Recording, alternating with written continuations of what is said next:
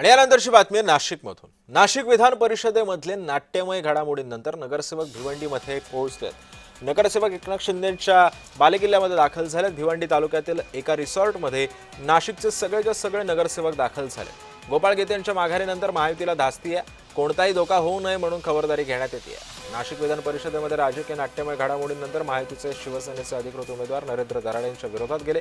शिवसेनेचे गोकुळ गीते यांनी कडवे आव्हान सुद्धा उभं केलं होतं। महायुतीच्या उमेदवाराला नाशिक विधान परिषदेमध्ये कोणत्याही प्रकारचा धोका निर्माण होऊ नये म्हणून हे सगळे नगरसेवक भिवंडीमध्ये पोहोचले। नाशिक महापालिकेच्या निवडणुका झाल्या आहेत आणि विधान परिषदेची निवडणूक।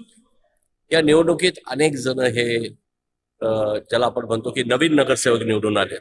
या निमित्तानं सर्वांनी एकत्र येणं आणि विशेषतः हा महायुतीचे उमेदवार माननीय नरेंद्र दराडे यांचं 18 तारखेला निवडणूक आहे। मुळात ही निवडणूक बिनविरोधच होते, कारण जेवढे उमेदवार ते सगळ्यांनी माघार घेतलेली आहे। परंतु ह्या निमित्तानं महायुतीचे सर्व पदाधिकारी असतील, नगराध्यक्ष असतील, नगरसेवक असतील, यांनी एकत्र येऊन कुठेतरी दिलजमाई व्हावी